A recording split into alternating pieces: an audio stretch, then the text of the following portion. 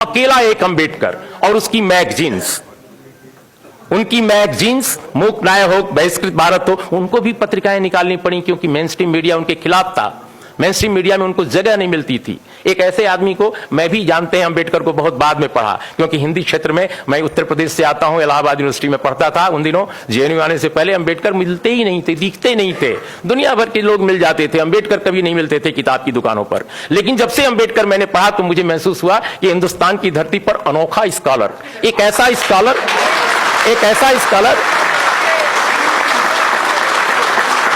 Scholar जिसके पास जितने इस देश के इंटेलेक्चुअल्स हैं आजादी की लड़ाई के, हम सबको सैल्यूट करते हैं, लेकिन वैसा इंटेलेक्चुअल एक मतलब जिसके पास इतना बड़ा विचार दर्शन है। हम तो पहले समझते थे, बहुत सारे लोगों ने समझा रखा था कि वो दलितों के आइकन हैं, वो संविधान बनाने वाले एक व्यक्ति हैं, वकील हैं।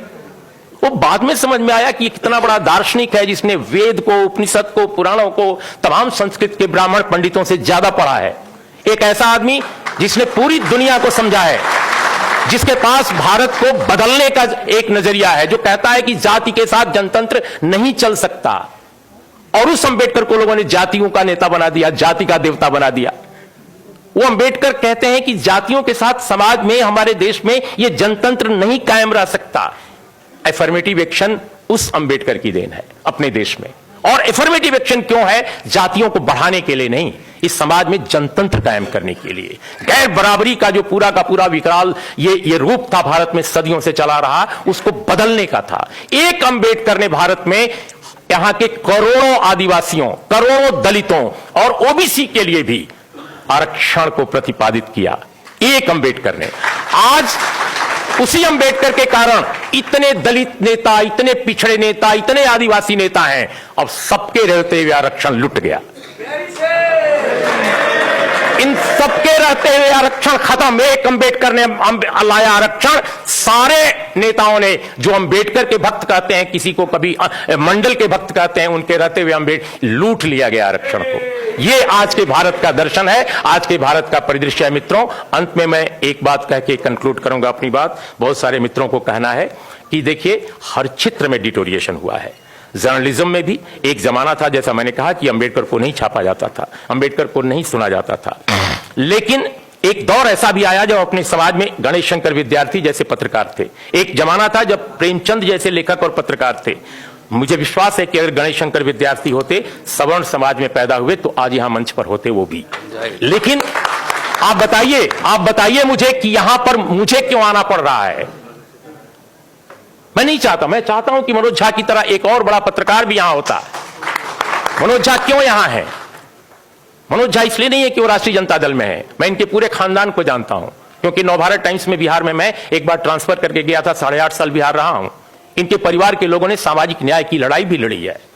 रमेश जी इनके परिवार में रहे हैं। रमेश झा, देखिए, हमारे नेताओं ने कॉन्स्टिट्यूएंसी बनानी शुरू की, विचारधारा पर काम नहीं किया। आज अगर तेजस्वी यादव की पार्टी के रघुवंश बाबू नाक बहुत सिकोड़ते हैं कि वैशाली के, चूंकि उनको चुनाव वहां लड़ना है, कि आरक्षण क्यों ऐसे, इस पर नहीं बोलना चाहिए था, इस पर ये स्टैंड लेना है, क्यों?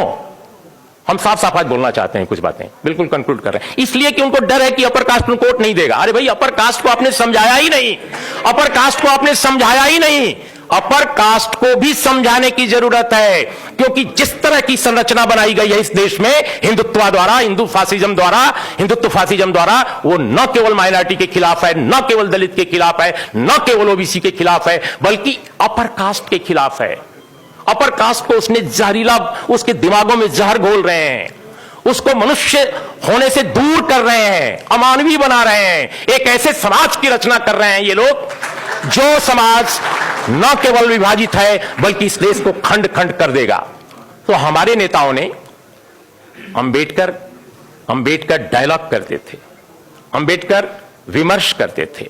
अंबेडकर को यह चिंता, वो तो बार बार उनको हराया गया, बाद में भी हराया गया, उसकी चिंता उनको नहीं थी। उनको चिंता यह थी कि समाज को कैसे हम दूर तक बदलें, इसके अंदर तक जाकर बदलें।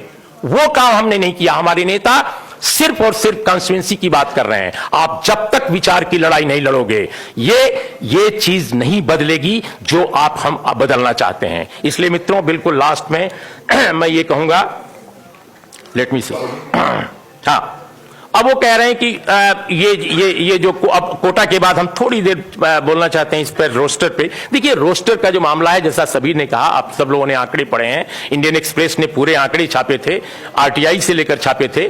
0 प्रोफेसर है इस पूरे महादेश में ओबीसी का, 0 एसोसिएट प्रोफेसर 0, एसोसिएट प्रोफेसर 0। और अगर आप किसी अपर कास्ट के लड़के से बात कीजिए, नौजवान लड़के से, कहते हैं सारा ओबीसी खा गया हमारी सीटें। क्यों? क्योंकि जहर, ये जहर है जो ये मीडिया क्या है इस देश का? इस देश का मीडिया जो है, माफ कीजिएगा मैं मीडिया का हिस्सा 35 साल से हूं, इस देश का मीडिया